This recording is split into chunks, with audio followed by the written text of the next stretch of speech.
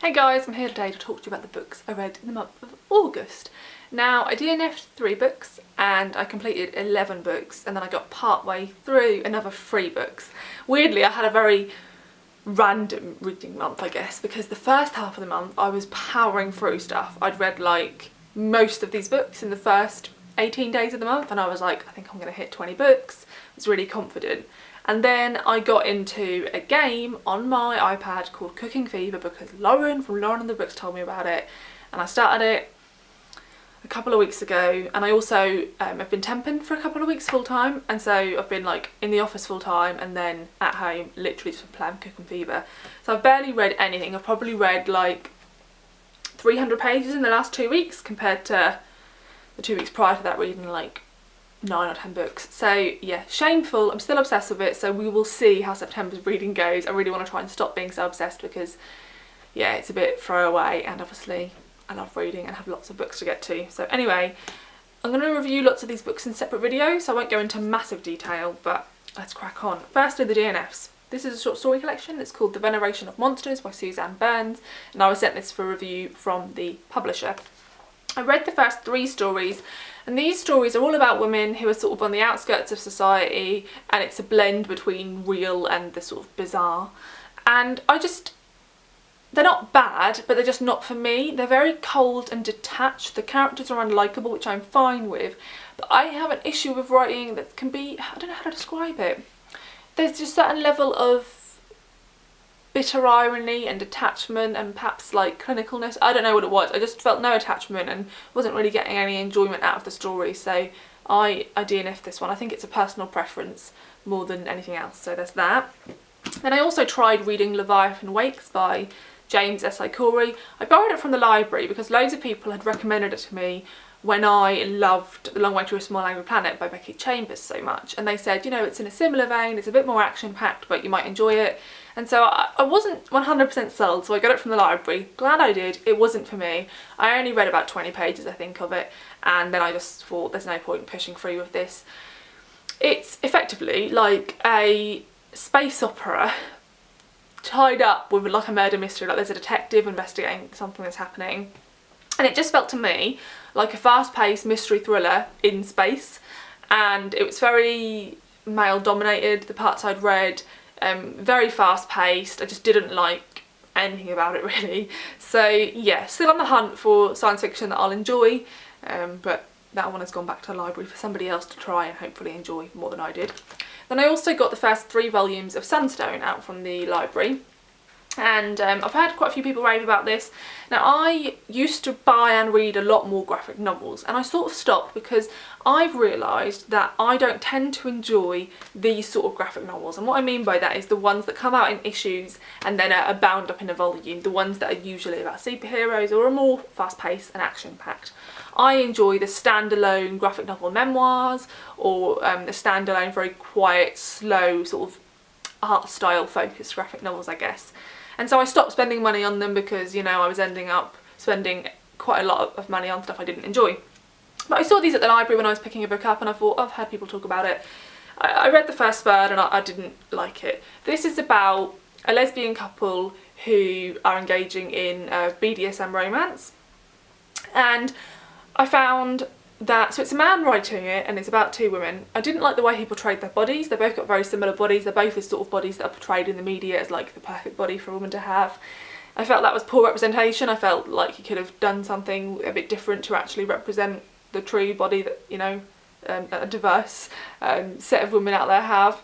And also I found that the inner monologues in the characters' heads was so trite and not the way people think, and it was just too fast-paced. It's just very silly and just, yeah, wasn't for me. So I DNF'd that as well. Then we have a couple of 2-star reads. So we have Jam on the Vine by LaShonda Catrice Barnett. I've already talked about this in the video.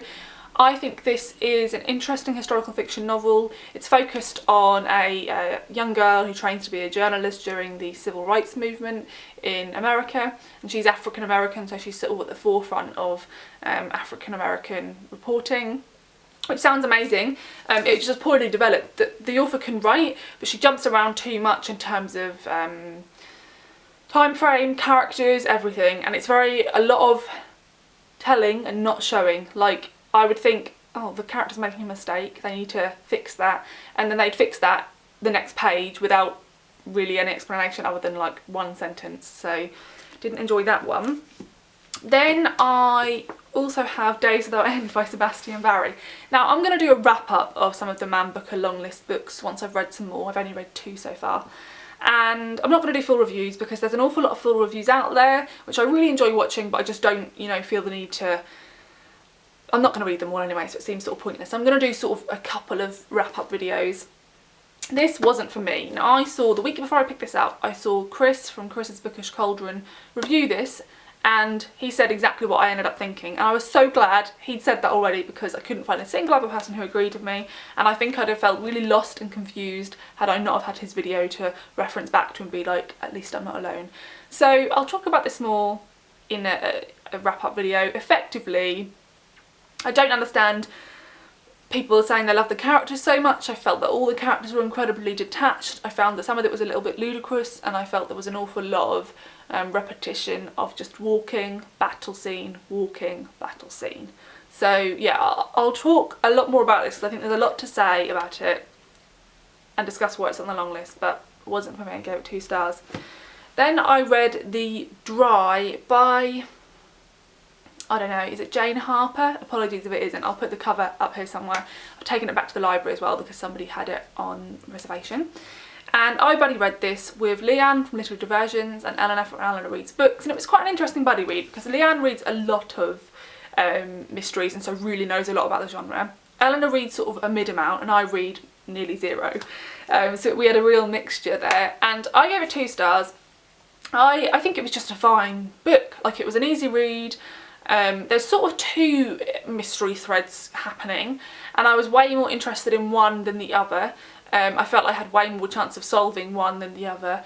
And yeah, I just found it a little bit cliche. There was nothing spectacular about it. It was just an easy read, and I sort of was reading it to find out rather than anything else. So yeah, but then I know that Eleanor gave it 4 stars, and I think Leanne may have given it 5. So there's lots of positive reviews for it out there. I'm not a mystery reader, and so I'm probably not the right person to take a recommendation from if it's, you know, a good mystery. So there's that. Then I have quite a few sort of 3.5 star books, and I don't really know what order I'd put these in against one another, so I'm just going to sort of put them all in the middle somewhere here. This is Moon Cop by Tom Gould. I saw this at the library and just snatched it up because it looked super cute. And this is just a short, sort of quick, really nice read. It's about a cop on the moon, obviously, and it would appear that there was a colonisation on the moon, or a colony, sorry, and then everyone started leaving, so there's sort of no crime, he's got nothing to do, he's very lonely, and it's just this quiet little story about his lonely little life, and it's very blue in terms of colour and also tone, and it's just very nice, very quiet, sort of almost nostalgic, which is bizarre, but yeah, and I enjoyed it. I'm glad I didn't buy it because I think it'd be quite an expensive thing to read so quickly, but it is a beautiful object, and if you can get it from your library, I definitely recommend picking it up because it's just a nice sort of half-an-hour palette cleanser. So there's that one. Then we have The Stranger in the Woods, The Extraordinary Story of the Last True Hermit by Michael Finkel. So this is a true crime book, and I have a couple of other true crime books on the go. So what I'm going to do is, when I've read them all, I'm going to sort of wrap them all up. Effectively, I have mixed feelings about this. Very easy read, which I enjoyed. It was nice to read this in between sort of weightier books, I guess. But I had conflicting feelings about the hermit himself and also the journalist and his techniques of information gathering, which I think a lot of people have said. So yeah, I'm going to talk about this more in a review because I think it's quite an interesting one to chat about. So I gave that 3 stars. You know, it was enjoyable. I think I'm glad I read it because it was a nice, easy, short read. But it's not one I'd, you know, run around saying you have to, you know, pick this one up. So sort of middle of the road. And then I have like 4 that I'm really going to struggle to set apart. And again, I've said this before, it's whether you discuss a book more based on its literary merit or more based on your enjoyment. So yeah, I'm not sure. So anyway, I'm just going to put them in some form of order. This is Things We Lost in the Fire by Mariana Enriquez. This is translated from the Spanish by, I think, Megan McDowell. Yes, by Megan McDowell. This is a short story collection. All the stories take place in Argentina and they're all quite gothic. They're quite filled with horror. I think some of these stories are fantastic. I never read horror. Some of these are certainly very scary in terms of magical, ghostly ways, and then also in terms of real life horrible things that happen to women or children. But then a lot of them just felt like the same thing being done. So I think it would have benefited from being a shorter collection and taking some of the more weak stories out that just blended into the others. So again, I'll talk about this in a review video when I talk about a few other short story collections I've read and go more into detail about what type of stories you can expect to find here, because a lot of them I really did enjoy, but there was also a lot that were fairly forgettable, so there's that. Then we have Autumn by Ali Smith. This is the other Man Booker long list book I read, and this is a really difficult one, so again I have a lot more to say in a review video. I actually was surprised by how much I was enjoying the first half, and then I think the last third was significantly less good than the first 2/3, which was a shame. So for a while I was thinking, oh god, I think I might give an Ali Smith book 4 stars, and then I was like, no, I'm not going to. Lots of other people love her, and I get that because she's very stylised, and so if you like that, you like that. But I'm someone who demands character development, and from what I've read of her so far, she doesn't seem to have much. So not for me. Yeah, not for me. Then we have Eleanor Oliphant is Completely Fine by Gail Honeyman. Now, weirdly, I read this towards the start of the month and I completely forgot I read it until I picked up this stack of books, which doesn't speak brilliantly for it. I'm not going to review this one, so I'll just talk about it here. So this is set in the present day, and it's about a girl called Eleanor Oliphant who's like, I guess, late 20s, early 30s. And she works an office job which she's worked in for years.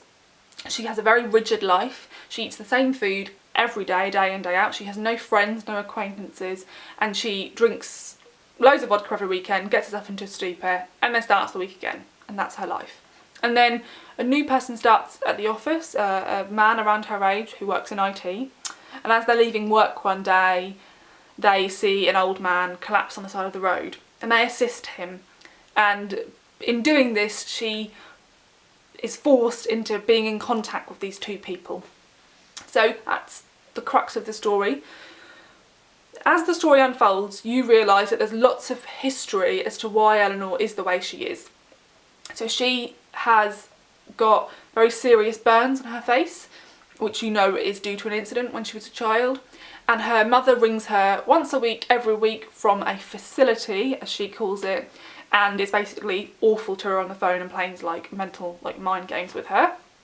And as the story unfolds, you find out the history of her relationship with her mother, and how she got the scars, why she is how she is.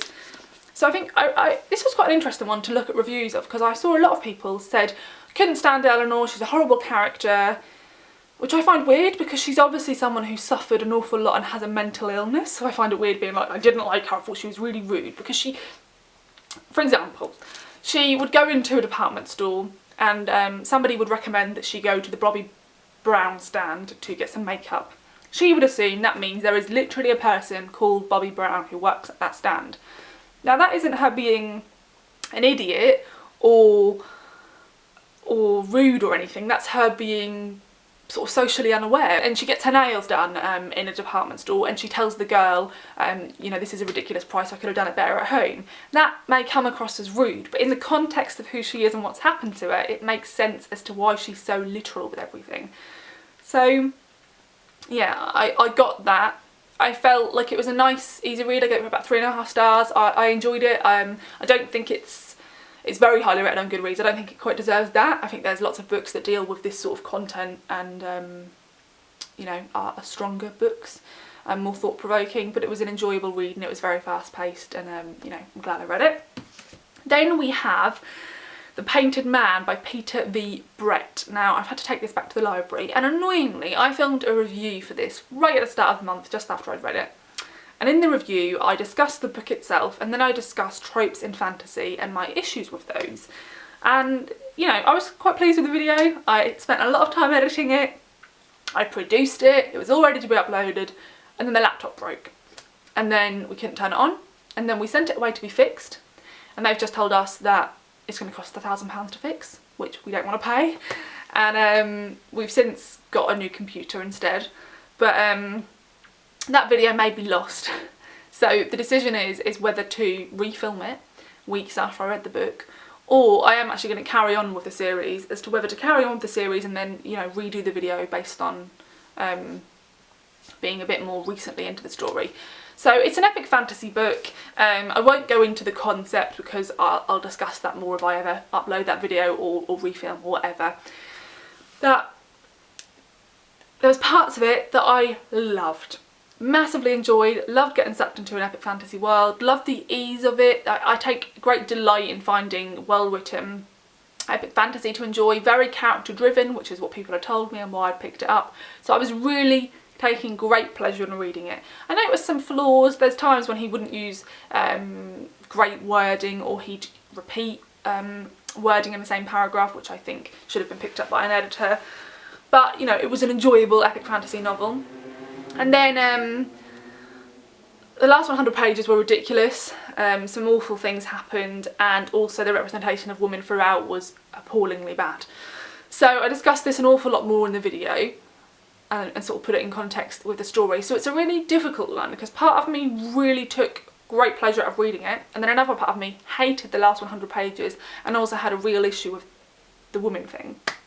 So I'm going to carry on. I immediately reserved book 2, and it's just come in at the library. So I'm going to see what book 2 is like and then decide. There's 3 more books. The 5th and final one comes out, I think, in the next month or so. So I may not get to that. If book 2 annoys me, we shall see. Then, last 2 books, and these are the ones I actually gave 4 stars or more.